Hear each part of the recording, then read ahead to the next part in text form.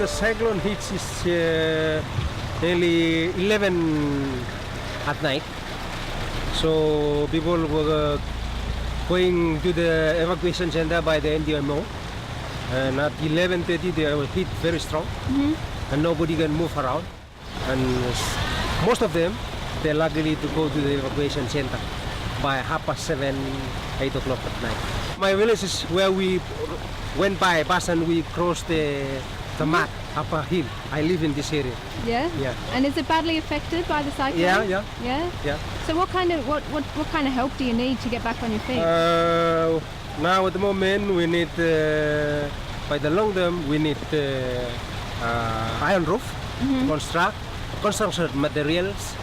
At the moment it's a temporary thing that we do. Now there's another cyclone hitting us, so many of us are worrying about what's going to be the next. Yeah. And we need food, we need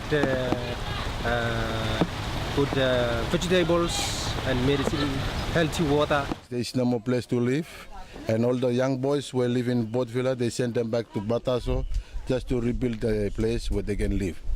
But from now on, we have a problem with NTMO. Never just come and visit them, just talk about what they can give them, and then when you went back, they never come back to see them. Yeah, one of the old women from our island that they just like they live in the island during the cyclone. Yeah, that disrupts our island. So they just come here by ship. So they just live here until everything is okay back at the island. So they can go back to the island.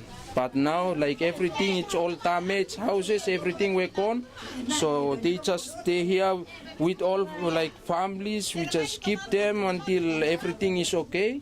So they can go back to the island.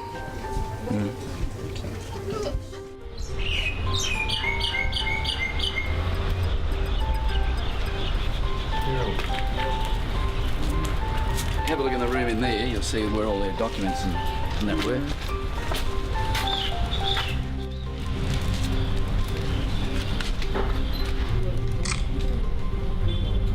Wow, on foot. That wasn't the answer. Once it got a hole in it, the wind could come under and pick it all up. What can I say, comrades? The most urgent thing, of course, is for food. And because the crops are destroyed across the country, it'll take 6 months before farms can start to grow them. And of course, they need shelter and roof over their head. We've had a long association with Vanuatu over the years.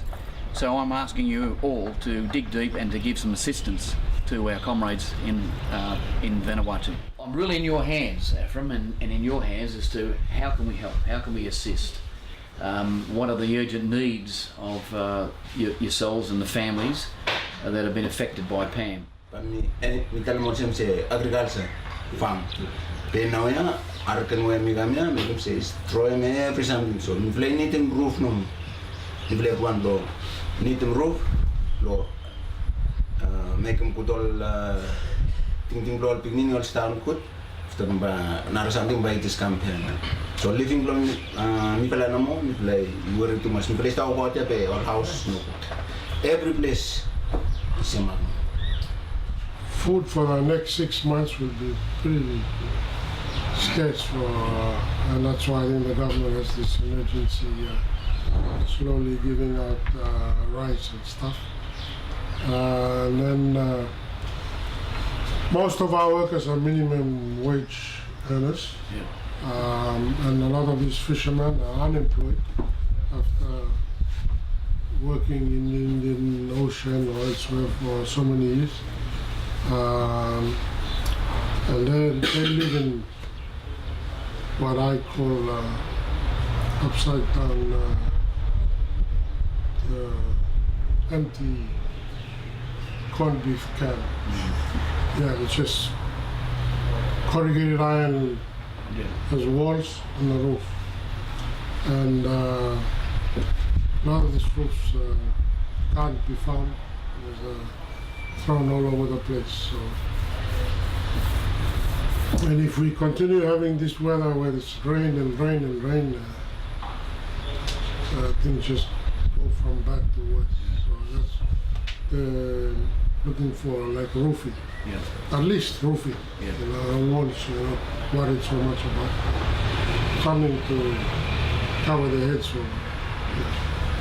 That's basically what they've been saying. All on our members to contribute to the fund that we want to put together, and then we want to make sure that that money is dispersed in an appropriate way that is beneficial to yourselves and your families and the union going forward. So I'll be very much guided by my good friend here and yourselves as to how we do that. If you can let us, you can tell the government or any help to keep us, because we got a problem with the cyclone, and some of us here we just live under the tarpaulin, the tent. So we want you to go back and tell our friends if they can help us in such a way. Yeah. We will do that.